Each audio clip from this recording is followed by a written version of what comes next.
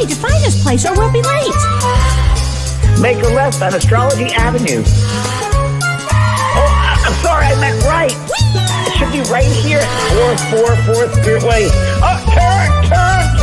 It looks like Renee. Yay, we're on time. The James and Kellee Show. Great, let's start the show.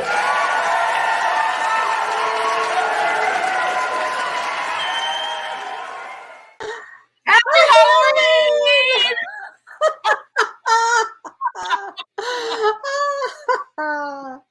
Such a night.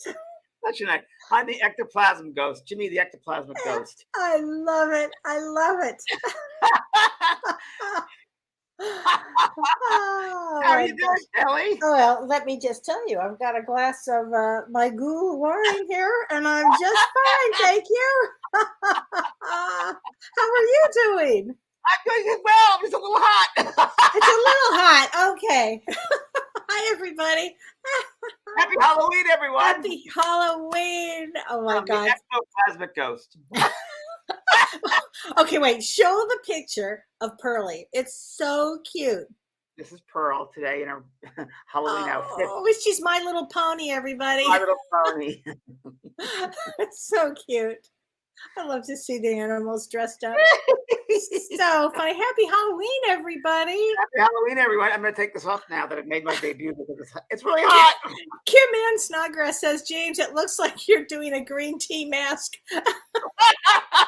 It's That's really actually a good idea, actually. Oh, my God. So funny. Oh, my God. Hello, everybody. Oh, my God. So many people. This is so great. Hi, Deborah. Hi, Sue, Patty, Clara, Cher. Shirley, Christina. Lisa from Brisbane, Australia. Hi. Hi, Lisa.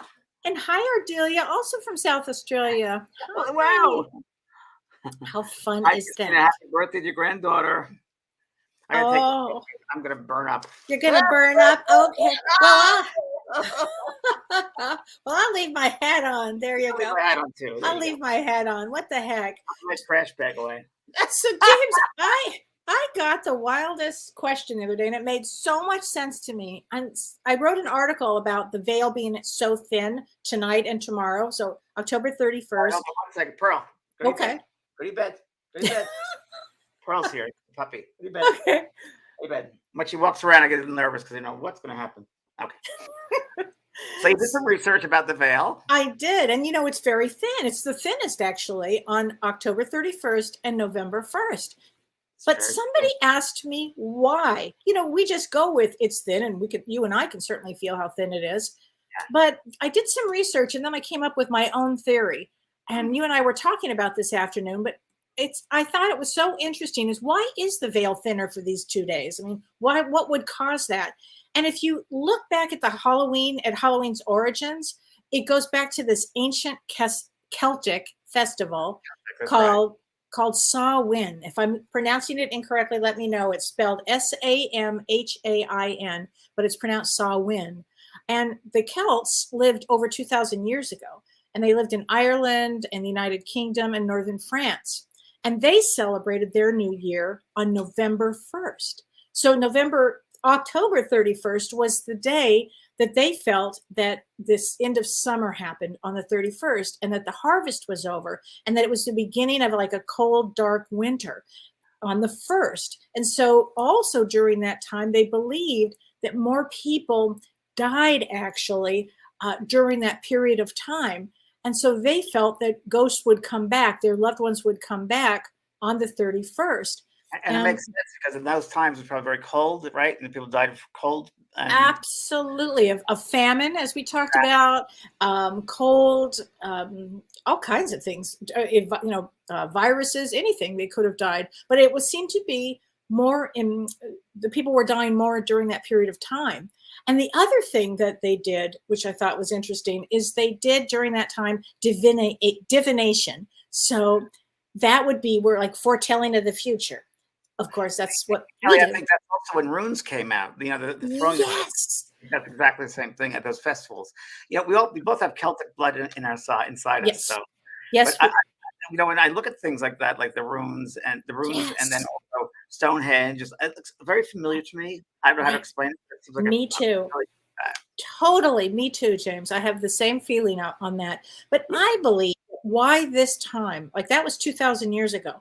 But I believe it's their beliefs were so deep about this period of time of their loved ones coming back that I believe it opened up a portal for these 2 days. Sure, I would be a bit surprised. I'm sure. And it's almost Right? like a rebirth. It's almost like a rebirth. Yes. Still. The end of Yes. harvest, an end of harvest and new beginnings. So it's all about new beginnings as well. So Right. It is. I And heard Kelly that the reason for the masks and they covered themselves because they didn't want the evil spirits to get to them, to take away their food and rations. They'd scare off the evil spirits that they put masks on so they wouldn't recognize them, so they wouldn't steal the harvest, their foods. wow. As well. Wow. Can you imagine during that time period? We probably were there. Oh my gosh. No doubt we were. No doubt we were. Oh gosh. Well, Building the spear and Sylvia. Very nice. Wow. A lot of people. a lot So, of Kelly, what's going on in the skies? I'm afraid to ask. okay. Okay. Should I take my hat off for this one? And I'll take my hat off too. I'm going to take my hat off for this one because this is a big one. I was telling James the title of this should be All Hell Breaks Loose.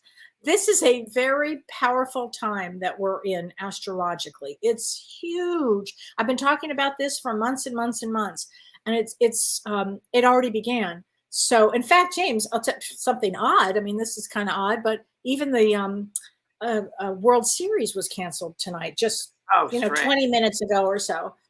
That is really strange. Is that strange? The weather. I mean, this is some really oddball change in time that we have going on right now. But I'm talking about using Vedic astrology when I talk.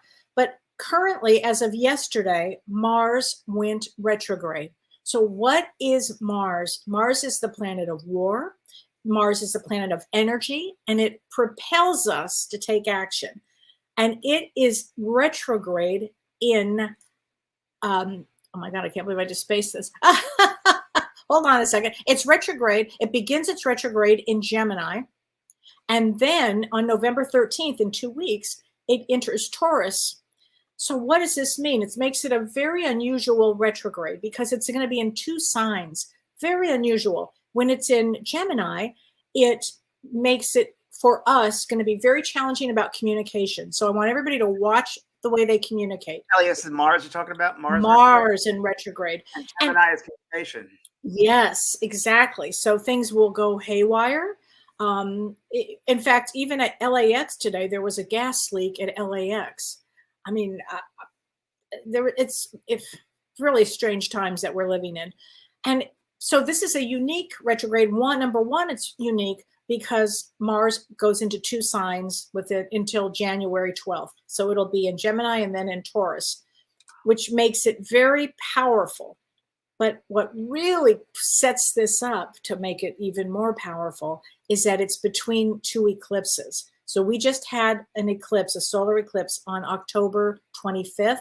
And now on November 8th, we are having a second, the lunar eclipse. And this is it only fuels Mars. Imagine things that they're going to be very intense during this time, because at the same time of this Mars retrograde, at the same time, we have this major lunar eclipse that is also conjunct Uranus. And this is November 8th. So if this eclipse could speak, it would say something like, move over, boys, here I come, and I'm bringing change with me. And this eclipse, powerful eclipse, is in Aries, which is ruled by Mars. War. Yes, it's very intense. And this eclipse coming up is going to be seen through Northern and Eastern Europe, Asia, Australia, the Pacific Ocean, the Indian Ocean, North America, and South America. So in Los Angeles, it begins at about midnight, and we'll talk about that, James. But you and I have finished our show next Monday, and it starts 4 hours later. Wow, So I'll be in bed. You'll be in bed. But what makes this full moon eclipse so powerfully intense, I keep using that word, I don't know how else to say it, is because it is also in conjunction with Uranus again, which is the planet of unexpected, sudden change. It's in Right. Aries at 22 degrees, and 22 degrees means world events. Okay. And if that's not enough, it's the date that we have our election in the United States. Down. It's the election day. Yes. Wow. So I'm going to imagine we're going to have huge, sudden surprise. All hell break loose. That's what I feel that's going to happen. Now, an interesting component of that night is underneath this blood moon eclipse, we also have this thing. It's a special thing, and it's called Mercury Cazimi. And Mercury Cazimi is when the sun and Mercury align together. And that's a really powerful time. So not only do we have the eclipse that brings us all kinds of in an intense day, but when the sun lights up with Mercury, we can have this opportunity to gain clarity, and we can see things from a new and a sharper perspective. And so things will actually become clearer.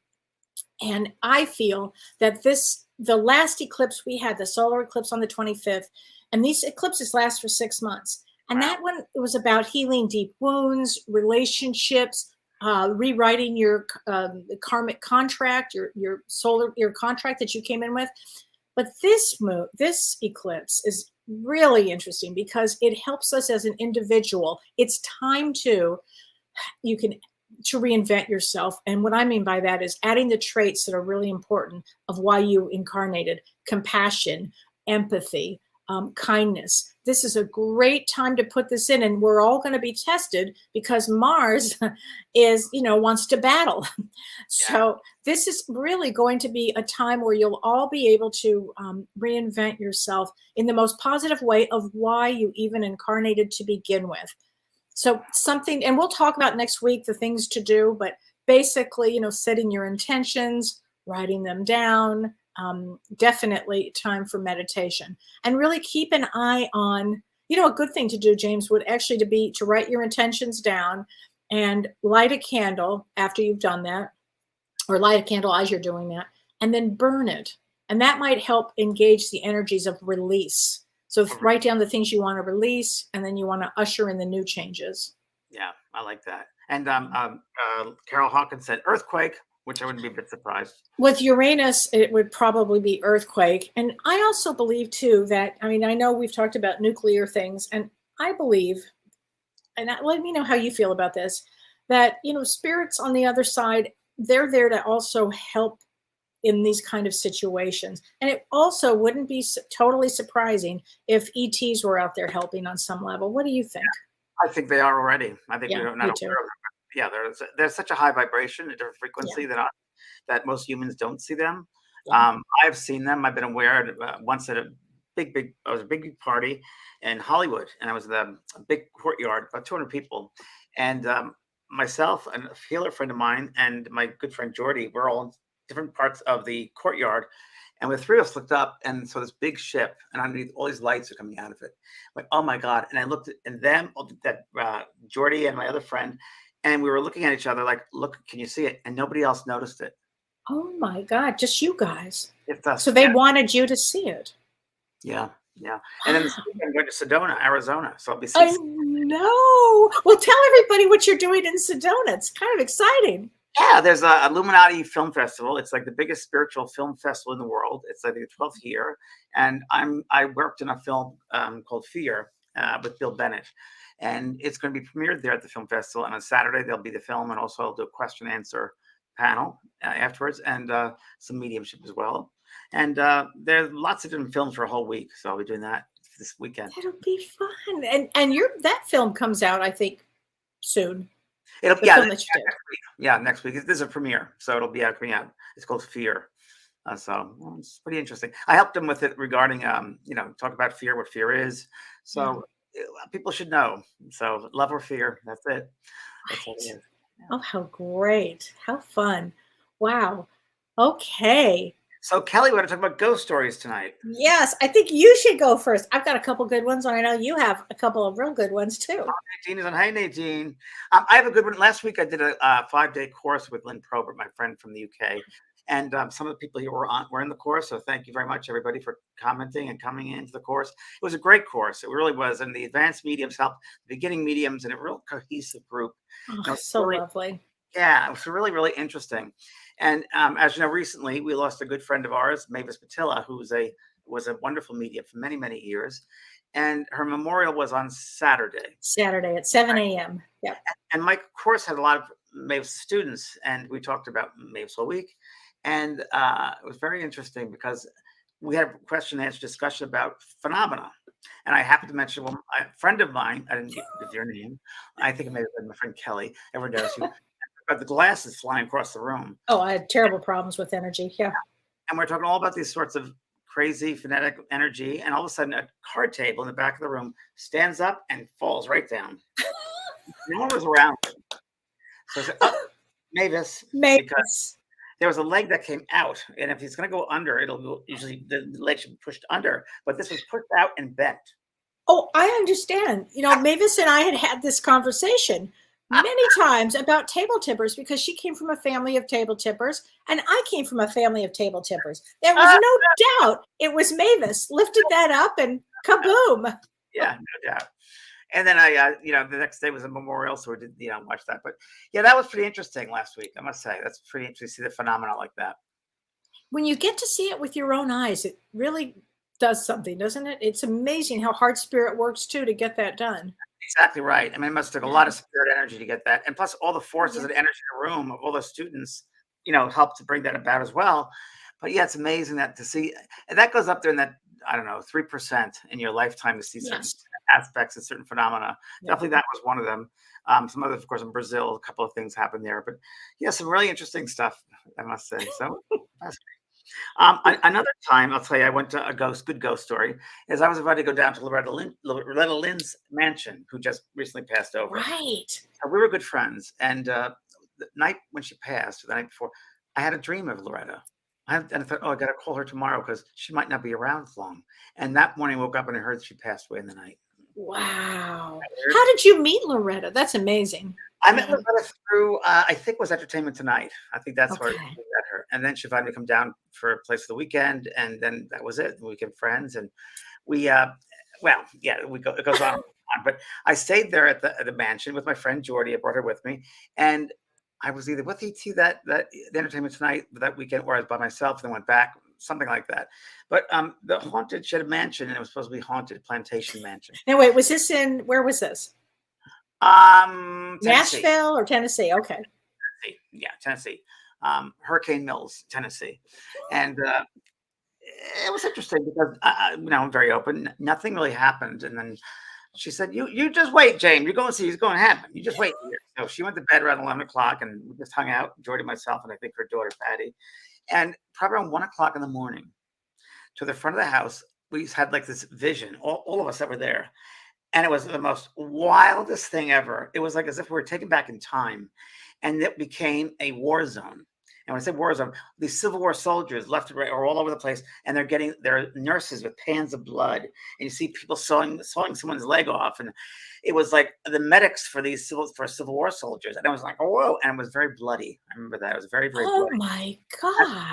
I've never seen anything like that in my life. And it was pretty scary. I had chills as you said that. Wow. So her property was on where the Civil War had taken place. Yes, and she knew that when she bought it. And she was aware, and she was always aware of a lady this lady was had I guess a maid, a partner who died in the war, and this ghost of this woman should go back and forth on the top balcony in the top of the plantation, waiting for him, and never to find him. But when I was there, it was just so strange because there were two bedrooms, and the one bedroom where most of the action happens, her one son when he was younger used to say, Mama, the things are here, and they would have phenomena where things would be moved on the bed all the time. And the other room wasn't as much, but they'd always hear knocks. But the night I was witnessing this haunting, they were rushing from one room to the other with the pans and the legs and the blood and the gunshots. And it was like, whoa.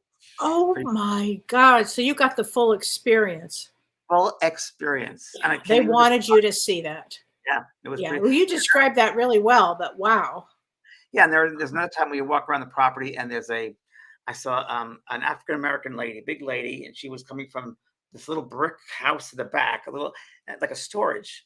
And I said to the daughter, Patty, I said, well, I said, oh my God, there's a lady coming here, but back and forth. I was, oh, yeah, we know about her. And that was, I guess, where they packed the meat to make the refrigerator. The meat would be in that little storage area. It was colder. So she would go there for the kitchen, right to the kitchen, back and forth. It was just so wild. And you felt when you walked the property, you felt energies all around you. Yeah. Wow. That's amazing. What a story. Wow. I love that. I think people are loving this story. I mean, when you can see it like that, it really is a shocker. It was a shocker. Yeah. I mean, that's up there because it was. Well, what you said, it's about the 3%, and I would agree with that statement. And every once in a while, I mean, it's such a small percentage of being able to see things. When I had a head injury, for people that don't know, and as a result of the head injury, I became a medium, and I started seeing dead people everywhere. I had an energy problem. I saw your loved ones everywhere. I couldn't turn it off, and so the story I'm about to tell you happened during that period of time. I've often, and I'm sure you have too, James, had mediums say to you, or they've said to me, oh, I wish I could see it like that. No, you don't. You don't want to see it with your physical eyes, because it will throw you into like schizophrenia. I mean, it will throw you if you continue to see spirit in that way, that in a physical form. It's too much for anybody. Wouldn't you agree? Yeah, 100%. If you're not prepared for it either, it's and you have right. It's very, right. So this one time this is about going back 20 years, and I'm fairly new with this. I'm very new with this gift, and I'm seeing, dead people everywhere, and I don't know what else to say, but I'm seeing them everywhere. And my mom calls me and said, honey, will you do me a favor? I have a patient who lives in Beverly Hills, and would you go check her house? She's having some problems. And I said, what kind of problems? And she said, well, I let her tell you, but, you work with the other side. So, maybe you could help her. My mom didn't know. And, what was I, a Ghostbuster? And I'm like, okay. So I said, okay. So I head to it's called the Flats in Beverly Hills. And it's an iconic area. It's where all the palm trees are lined up. And you've seen them anytime you see anything in Beverly Hills, it's all the palm trees. So this was one of those homes in the Flats.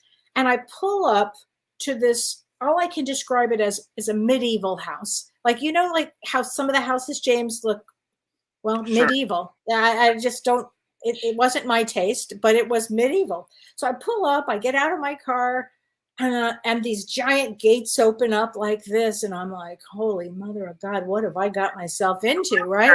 And truly. So the woman comes out, and she was very nice, and she opens the door, and she said, oh, I'm so glad you're here. And I said, well, can you tell me what the problem is?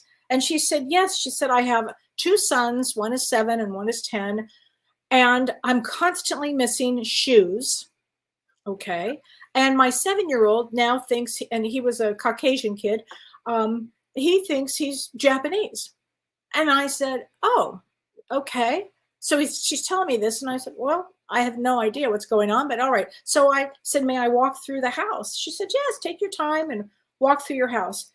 So, okay. So the energy was like a dungeon. It just felt that way, James. I swear. It felt like that heavy duty, intense energy. So I go walking into this home, and I just followed the energy. So I found myself walking up these stairs, kind of like a rounded, like a circle square. I get up to the top of what's a master bedroom, and I walk into, I'm kind of led into this big closet. I mean, one of those closets you dream about having, just this giant closet.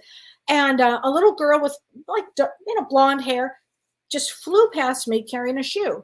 So I said, oh, mystery solved. It's her daughter, right? I mean, mystery solved. All right, crack the case, right?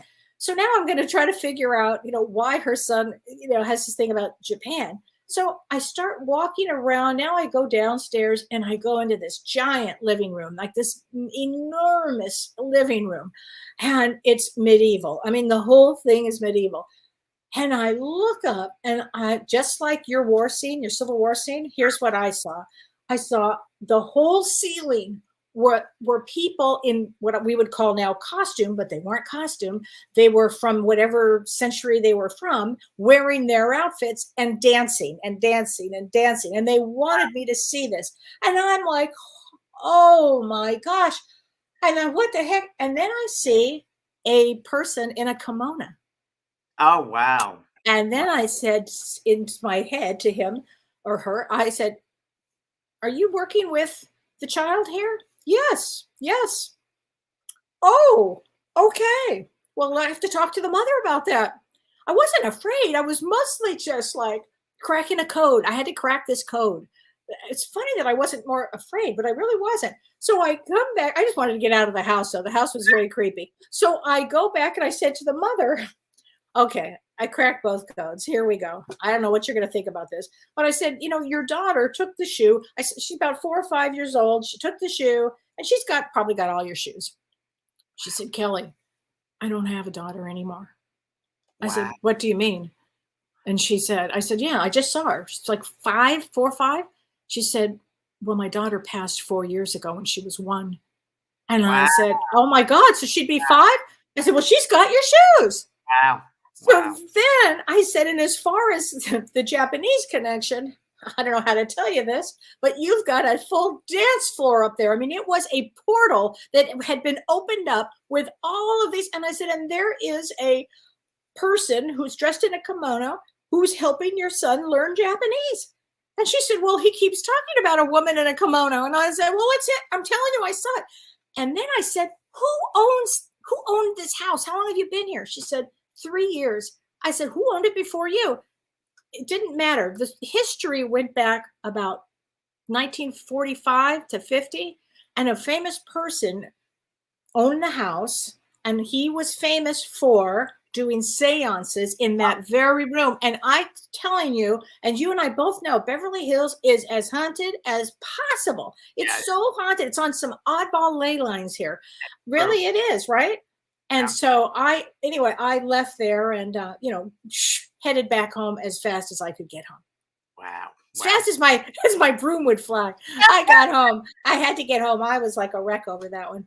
Wow. Afterwards, I was like, holy mother of God, what did I just experience? Yeah. Can you imagine this conversation with my mom? I said, Mom, I have something to tell you. Julie Baker says, I know that house.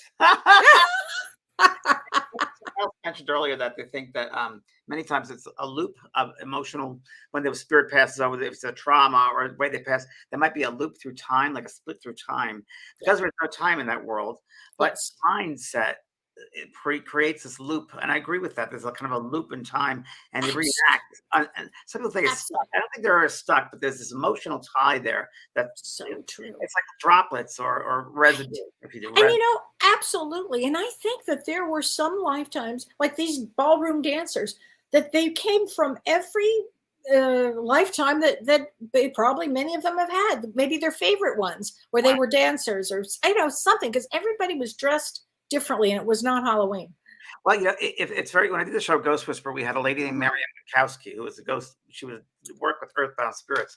Okay. And, I believe that really that people aren't earthbound per se, but I believe that memories or thoughts might be, or trauma could lock them in. Yeah. And I know that I was, it was very interesting. Talk about Beverly Hills. I was called in once for this house that no one could help. And they went through, it was on the flats also. And it was, they were building an extension on it. And they wanted to know what was going on because people that were painting on the outside fell off the ladders and died. They tried to they went through 4 or 5 contractors. That's terrible. Certain things would happen.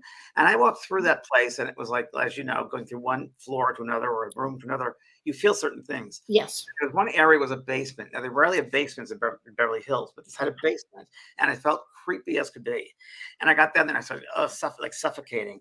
But also I became aware in the room upstairs that there were a surgical a table and surgical tools. And I kept on getting a sense of mob people. So I told the owner who was there and I said, well, there must have been a doctor that lived in this house before. And she goes, well, I don't know. I have no idea. So to go further, we actually asked, I guess, late in the afternoon, the people that lived there for a long time, 2 doors down. They said, yes, it was owned by a doctor. And we found out that the doctor was involved with the mob. And people that they didn't want, they'd bring him over there and he would get rid of them. Okay. Wow. That's So Unbelievable. caught up in that space, especially if there's fear involved, it'll get charged. It gets really, really, really charged, and that's really what happens when you see these pockets of energy. Yeah. We call haunted. It's just pockets of energy that's traumatized. It kind of stands still, if you will. And I believe that's real. I do I believe do too. so many things that so many spaces and places around us that thought forms, if you will, and Right. And thought forms. Absolutely. If you have fear in a thought form, I'll tell you, James, it's funny. I hadn't thought about this and it just jarred my memory. When Shirley and I were looking for another office, we were in Beverly Hills and we were trying to find yet another office because our lease kept getting up. And anyway, we had to find another office. And so we went with a realtor and we went to a place right in the heart of Beverly Hills. And it was on the lower floor. So Shirley and I were walking down, and I said, "Oh, I don't like this energy. There's no way, Cheryl. I don't care. I don't care if they give it to me for free. I'm not taking this place. I am not taking this place. I am not bringing." Do you remember this story? And I went down there with Shirley. I was all I could do, and finally I had to come back. And I said to the realtor, "What went on here? Who had this place?" And she goes, "Well, it was a plastic surgeon and apparently he had a lot of trouble." And I'm like, "Oh my God, get me out. I'm going to bring therapy people down there." I don't think so. Forgot about that. Oh my God. Yeah, so a space is charged with negative energy, a thought sort of negativity, or it's built up over time for sure. Right. So Michelle Hernandez says, interesting time for the thin veil. Does this tie into beliefs with Dia de los Muertos? Absolutely. It's a time for spending time with your ancestors, right? Yeah. Absolutely it is. It is. Day of the Dead. Absolutely. Those spirits that have passed over. And there's shrines and altars to them. Yeah, it's very important. Oh, very yes. Here we go. Kelly, this is a good one here. A boy named Clayton. He's from Christy Henley. The house next to us had two different families named their firstborn sons Clayton. Clayton died in that house. Woo. Oh, that's a tough one. Julie Baker said Beverly Hills is completely haunted. I agree. Totally haunted. Beverly Hills, I just generally speaking, but there could be a little judgment here. But if people there and it was all about money, which it is. That's it. And ways they get money, and some of it is the most honest way, you're going to have some trouble. You're going to have some trouble there. Yeah. So, yeah. I couldn't agree more. I worked at a William Morris agency over there. I had to go to all the different banks and places when I was first starting in LA. To deliver, I didn't know I was delivering concert money, but I was delivering concert money for their clients. I was bringing to the bank. But it felt that way when I went to different banks and different buildings I was walked into. And this is before I was even aware of anything mediumistic with myself. But I remember feeling that strange energy from block to block and building to building. I couldn't agree more. Having grown up there, I couldn't agree more. Charles Glasner works on restoration projects of historic old building 18th and 19th century in the Hudson Valley. As 20th century, improvements are stripped away, the spirits of the house show themselves more and more. Wow, that's very interesting, Charles. Really interesting. Really? Really. That sounds like a great book. Right? It sure does. Oh my gosh. I also have another story, James. I was when I was, again, right at the time of my head injury, and literally I saw everything I could possibly see. This was at 3%, as you're talking about, and I got hit all at once with this.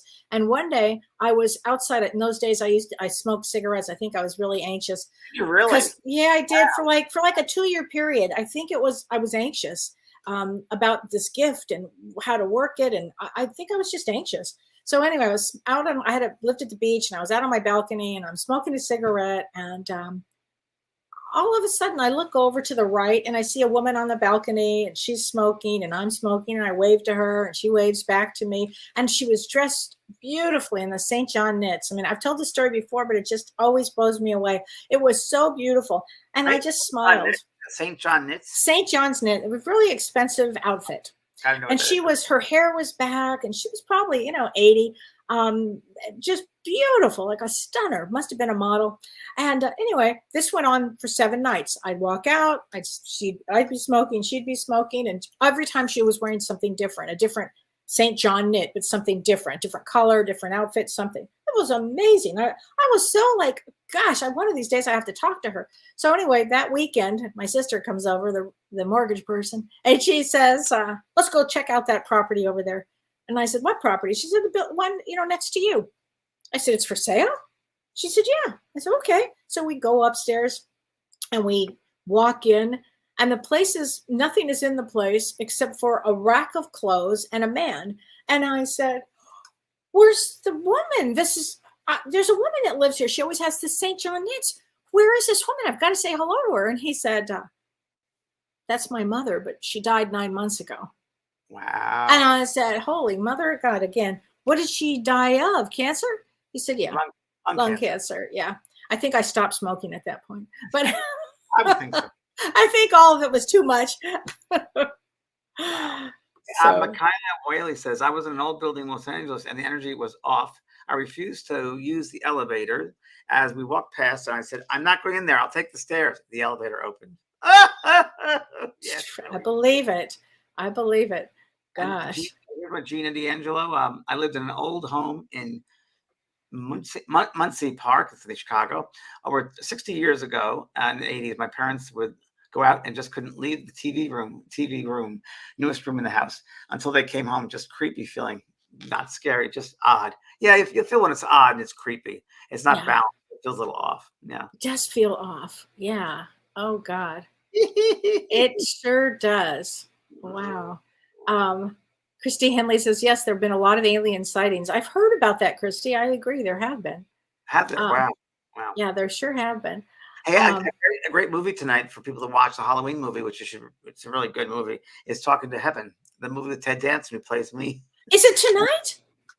Well, you can get it anytime you want. Oh, okay. But it's a great movie, and it's a good for Halloween. Great movie. And it's based on one of my cases that I worked on, and it's not literal as far as with that case. I changed up a little bit because I had to, but yeah, it's a very good movie. It's written very, very well by Jonathan Pillmeyer, who did the Agnes of God, and Queen Latifah's in it, Jack Palance, Diane Ladd, and Eva Longoria is on. I think no, that's another movie, but it's a haunting movie, kind of a haunting movie based on my life, and it was done very, very well. It's such a good movie. It's so interesting, James. I saw that long before I met you, and I just loved it. I was so fascinated by your life. And we were talking earlier, you have really amazing memories that go way back. I mean, you remember things at 3 years old. I remember clear. I remember when I was less than 3 years old. I remember when I must have been 18 months or maybe 20 months, 2 years old. And I remember my father and mother were in the living room, and they put me back into the crib. I was definitely in a crib, so I don't know how old I was, but not every night, but I remember this one night in particular. They put me back in, and I was crying because I wanted to be with them in the living room. And I was crying, kicking against the little screens. And I remember there was a man in the corner, and he used to come over and show me a mobile. I remember that. And he had white hair and blue eyes, and I liked him. I liked this man. Well, years later, I was with my grandmother, probably 8 years old, and she showed me a photograph album. And she got the picture, and there was that man. I said, "That's the man I used to see when I was a baby. I know him." Oh, that's your grandfather. He died before you were born. Wow. So he was just keeping an eye on you. Yeah. And then the other time he came through, I did private readings on Banner Avenue in Hollywood when I used to have my apartment up there. And I remember I used to do readings at 11 o'clock in the morning and 7 o'clock at night. And I remember I just finished, each one of those, and it was just beginning, and it was really incredible, some of the things that came through. And I remember I had a fish tank in the room. And then there was a little couch you could lie down on, which I did in between readings. I'm lying down, and all of a sudden I see him very clearly standing right by the fish tank.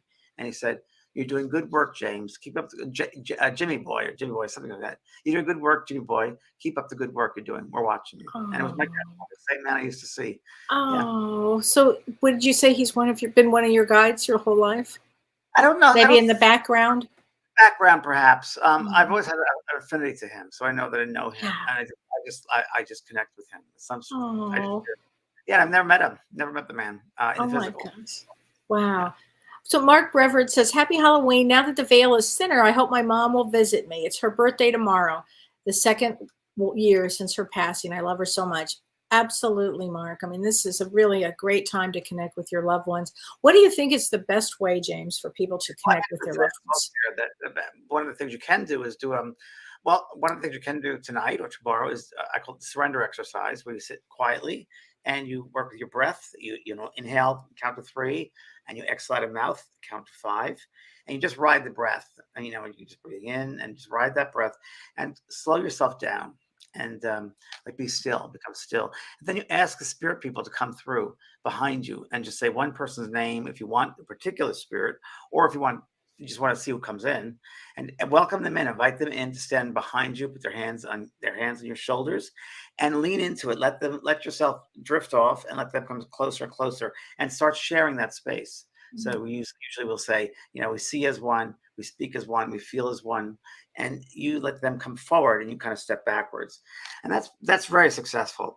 Another thing you could do is write a letter to your loved one tonight, and before you go to bed, and then tomorrow answer it from them to you, a letter from them to you. That would work as well. So That's a great idea. yeah, those are great two techniques that work very, very well.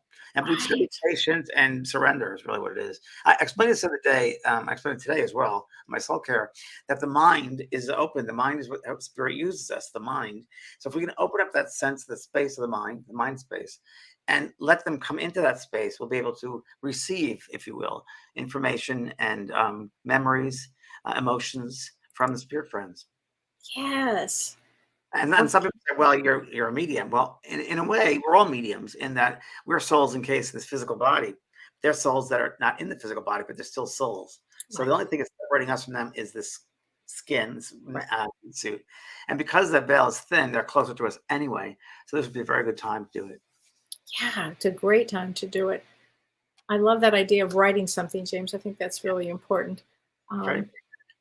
Christine Salisbury says, when I was 3 years old, I used to see spirits. One would play with me in my room, in my bedroom closet. And one day I was speaking to someone in the living room, and I asked her to come play with me in my room. The spirit said they didn't like my room because they didn't like my closet. It frightened my mom. I always wondered who it was. That's so funny. Yeah. I remember when I was in first grade. I think I told this story. It's a good one. When I was in first grade, and I was a night owl from a kid. I mean, I did not like the mornings. And I remember I used to go to school at 8 o'clock in the morning. I used to fall asleep sometimes. And I was six or seven. No, I was 6 years old, first grade. And I remember it was about 8:30 in the morning. And we said our prayers. I went to Catholic school. We said our prayers and we were sitting at our desk. And I was daydreaming. And I used to daydream a lot because I didn't want to be up. And I remember this boy named Andrew came into the window, school window. He walks right over to me. And he said, here, you know, we knew each other in the Civil War. I'm like, what? And I've had after that too, so many times with Andrew in the Civil War. But he gave me a design or a drawing of something. And he said, you don't know what this means now, but later you will. Now, when I wrote the book Growing Up in Heaven about children that pass over, at the very end of that book, I needed something to diagram about the soul or something. And that vision came back to me. That memory came right back to me. And that was a diagram. He showed me 144 particles that represent the soul. So I put it in the back of that book. I said, oh, that's remember that when I was a little boy, he told me that. And it was 40 something years later that, wow. Yeah, wow. Yeah, pretty wild. Wow. Really wild. Really wild. I love that. There's so many good comments here. There's so many here. I'm trying to get to as many as I can. Terry Timmerman is a good thing here. My friend lived in an apartment from the mid-1800s in Minneapolis, Minnesota. It was very haunted, but never scary. They weren't meant to frighten. It was as if someone was just living their life. Yeah. That's good, Terry. Yeah, I think that we share the space, of course. And again, going back to that thing where there's a raw emotion that's involved with that space. Yeah. So it's on leftover residue, is what I could say. Yeah. They relive that. The lowest aspects of their soul lives that. I believe that. I had a situation once when I was in Colorado, and I was in a big loft, a giant loft. And I would look out the window and I would see this woman running around. She was always wearing some outfit from like the 1880s or 1870s or something, you know, and she was running around in a circle, kind of going in and out of the apartment, going in and running around is the only way I could describe it. And I remember walking over there to her and just thinking, I knew she was a ghost. I didn't know what other word to use for it. And I thought, so I said to her, what's going on? You know, you should go back to go to the light, Carol Ann. And I didn't know how to get that across. And she said she was waiting for her fiance to come and get her, who had already died. Wow. I mean, it was like it was seeing that was really unusual for me because I had never seen anything quite like that before. So I just wonder if you're stepping into a Yeah. time. Yeah, Just that's exactly. I stepped into a time. that residue of memory. Now, with that fullness of that person might not be there, but it's left over. It's almost like a Yeah. shell that's left over. So she's probably on her way, but there's that shell that's left over, and she was probably so emotional because there's always when the emotions are there, it stays there. So it's like it's Yes. stuck in time, but it's not really who they are. It's their shell or part of them. Would you say that's why one of the a really good reason to work on your own emotions too? Oh, 100%. You know, you should really be well integrated, Yeah. spiritually, emotionally, mentally, and physically, Yeah. because that's all these bodies. And if one is not, integrated well, Right. these things can go on. Sure. Absolutely. Sue Will says, now I know why I didn't like being in Hollywood, California. I walked, do you want to talk about a strange place? I walked the stars. I've seen the names. I went to the ocean. It was colder and I expected to know why. Spirit connected. I saw a hippie. I don't know, whatever. It sounds like you had quite the time, Sue. So, and it's very interesting. I used to work on the Universal lot. Yes, you did. You had an office there. I had an office there, Ghost Whisper. And it was really interesting because it was funky energy. It was just bad pockets of bad energy. And when I say bad energy, you have to remember that there were producers, actors, and directors, and a lot about money, money, money, and dishonesty left and right everywhere with the producers and pockets. All I could describe pockets of energy that I did not like. There were the clouds of energy. That way, only to describe it, like or pockets of energy in certain places. Some were in a building, some in a room, some parts of the lot didn't like to go to. And it's interesting because you find out all about things that were there or that someone's office is over there. Right. And I remember the funniest thing was the tram used to go by my office. Yeah. It used to stop right behind my office, and then the Hitchcock music would start. At your office. That's great. Perfect timing. Like, okay, here we go. And that's what I hear every day. But it felt really weird. The energy was very, very weird. And that's stab you the back energy. That's like, backstabbing energy is all. Yeah, that's it. It is. We did a sense of wanting to be known and getting money and acting and totally and frightening. And yeah, so it all goes together. Do you remember we did a show at Gower Studios? Do you remember Gower Studios in Hollywood and Sunset? That place was as creepy could possibly be. And you knew that there were a lot of starlets or stars that didn't quite make it or wanted to get bigger or I don't know, something. You could feel the energy. And one day we went into one of the rooms and we were just watched the orbs fly around. And I was like, whoa, and it's right next to that cemetery, the Forever Cemetery. Oh, I've been there on Halloween. Oh, okay. Yeah. How wacky is that? You were there on Halloween? I was there for Entertainment Tonight. I was there for yes, I was there and did a whole thing there one night for a cemetery.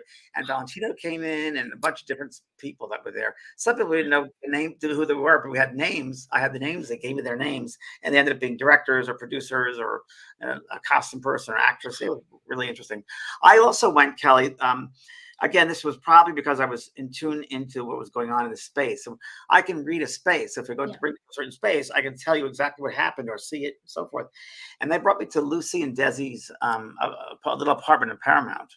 And very interesting because later on, I worked at Paramount first, and then later on, I went back there as doing this work. And I was very aware of things that happened in that room. And I said, oh, this wall was not here. And that room was different. And the couch was over there. It's a different couch. And I said, there was a doorway in the back of this room. And they said, yes, that was Desi's office. And he used to have liquor delivered in the back door and the back window. So Lucy wouldn't know. Oh. And this, before I said to them, I see the glasses flying across the room and bottles. And they used to have some horrible fights. I used to throw glasses at him when he was drunk. Oh, my God. Little bungalow they used to have right there in the Paramount. That and made 100%. They said yes. Someone who knew the right. If you will. And so, yes, that she confirmed it. So it was yikes. And I remember when we did Ghost Whisper, Marianne Winkowski would walk around Universal lot and she'd say, oh, there's so-and-so over here, certain names. There's some people well-known, some people not. And they were waiting for that whole thing about being a star. Like yes. Yes. And there's that narcissism. They can't let it go. They can't let it go, and they're stuck. They're waiting for a big break. Right. Where they already had it. I mean, oh my God. Renee, can you put that question up one more time? So Kate Wise says, are ghosts really just spirits from the other side? How would you answer that? Well, so that's a general. It's like ghosts. We could Yeah. say, well, spirits, ghosts, spirits, ghosts, spirits. But I think what we're talking about is really what we mentioned before, Katie. That it's kind of like a memory, or it's that caught in the loop. And I think Yeah. that's really more. That would be the more likely way of describing it. And that it's a part of us, like the shell, the lower part of us, of our thought Yeah. forms of us, basically. Yeah. So it's almost like a loop of an old tape of us, if you will. Well, that Civil War thing too. It's Oh just yeah. really. Well, that was so much trauma too. So much So trauma, much and trauma. that's why it's in the and embedded. It's Right. embedded in time. It's like it's embedded in time. That movement and those spirits or those people, you lost in that. But it's only a part of them. It's a memory of them. It isn't where they are now, but it's an old memory. Right. It's an old memory they've sloughed off as they've gone on. They slough off those memories, and to the earth level, it'll seem very real, but they've sloughed it off, so they're gone. But that memory still lingers. So the atmosphere is still enriched with old memories, if you will, Still enriched with trauma. with trauma memories. With Trauma memories. That's why it's so important to clear up trauma. Yeah. Wow. Trauma. That was such a good explanation of that. Just gave it to me. That was a great one. Wow. I love that one. Wow. Renee wants to know, Bear King, how do you shake off the creepy feelings or avoid any attachments of trauma?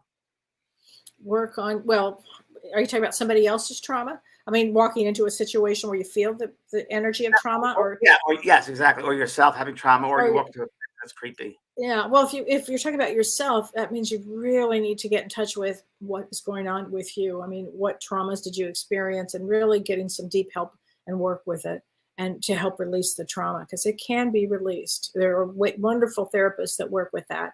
But as far as an energetic space where there's trauma, I probably would avoid it. I mean, Joanne Wilson asked, James, have you been to Auschwitz? Must be a lot of energy left there. Oofa. Yeah, I should tell my Auschwitz story.